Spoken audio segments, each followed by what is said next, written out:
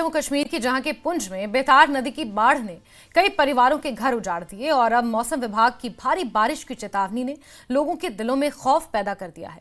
जम्मू कश्मीर में बढ़ती प्राकृतिक आपदाओं के बीच पर्यावरण विशेषज्ञ, वैज्ञानिक और टिकाऊ आपदा प्रबंधन की मांग कर रहे हैं। आइए इस खास रिपोर्ट में जानते हैं कि पुंछ के लोग किस डर और अनिश्चितता के साए में जी रहे हैं।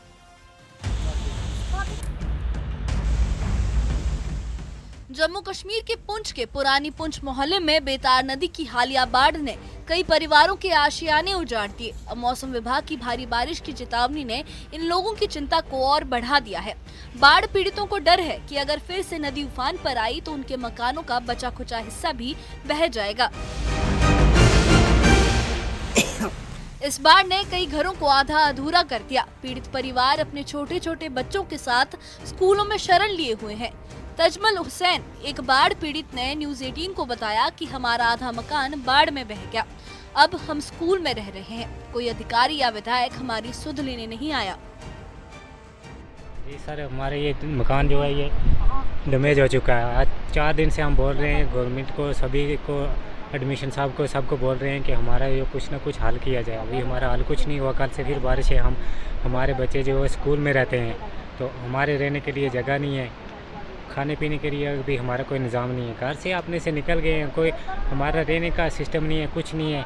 अब क्या होगा हमारा, किस जगह हम जाए? हमारा तो कोई सुनवाई हो नहीं रहा है। क्या चाहते हैं, आपको जगह मिलेगी? हाँ, चाहते हैं जगह मिले या कोई पैसे ऐसा मिले, हम कहीं अपनी साइड में जाएं, कहीं अपना कोई दूसरी जगह कहीं अपना ठिकाना बनाएं। अब क्या करेंगे? इधर ये मकान तो बह गया है, ये हमारे लायक रहने के लायक थोड़ा है। रात को सोए होंगे कभी तो फिर भी ले जाएगा जो बच्चा खुचा हो, ये भी तो जाएगा दरिया में।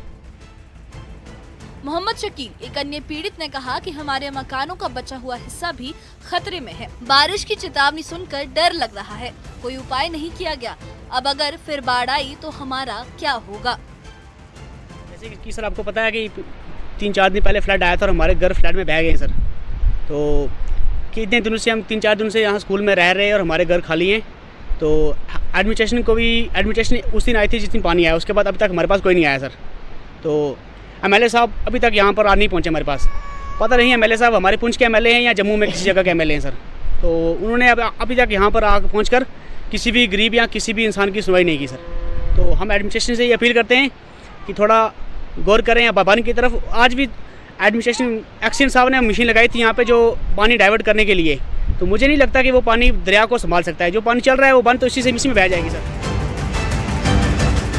वहीं जम्मू में पर्यावरण संगठनों ने आपदा प्रबंधन पर जोर दिया है। जम्मू प्रेस क्लब में जम्मू कश्मीर को आपदाओं से बचाने की थीम पर आयोजित एक प्रेस कॉन्फ्रेंस में विशेषज्ञों ने पुंछ, रामबन, किश्तवाड़, गांदरबल और कठुआ जैसे जिलों में बढ़ती प्राकृतिक आपदाओं पर चिंता जताई। विशेषज्ञों का कहना है कि बाढ़, भूस्खलन और बादल फटने जैसी घटनाएं अब आम हो रही हैं। उन्होंने वैज्ञानिक और टिकाऊ आपदा प्रबंधन की वकालत की, जिसमें सामुदायिक सुरक्षा, समानता और पर्यावरणीय न्याय पर ध्यान हो। मेन पर्पस यही है कि हम लोग ये बताएं दैट जितने भी जम्मू कश्मीर या हिमालयस में डिज़ास्टर हो रहे हैं ये नेचुरल नहीं है, ये मैन मेड डिज़ास्टर्स हैं। ये डिज़ास्टर्स रोके जा सकते थे, हम लोग तैयारी रख सकते थे इन डिज़ास्टर्स की। ये केदारनाथ में भी हुए हैं, ये मल्टीपल जगह पे हुए हैं, तो हम लोग तब से लेके अब तक तैयार क्यों नहीं हुए? और मैंने जो भी चीज़ें सीखी हैं अभी तक, ये हमारे यहाँ जो हमारे सीनियर साथी हैं इनसे सीखी है। इन्होंने कंटिन्यूसली ये चीज़ें पिछले 40 साल से बात की है। और जब से ये नए 3 डैम बने हैं, बगलियार, दूलहस्ती, व्रती, पानी के पॉन्डी से टू अस। और जब हमारे पास 2005 में हम तो कहते हैं कि 4 और खास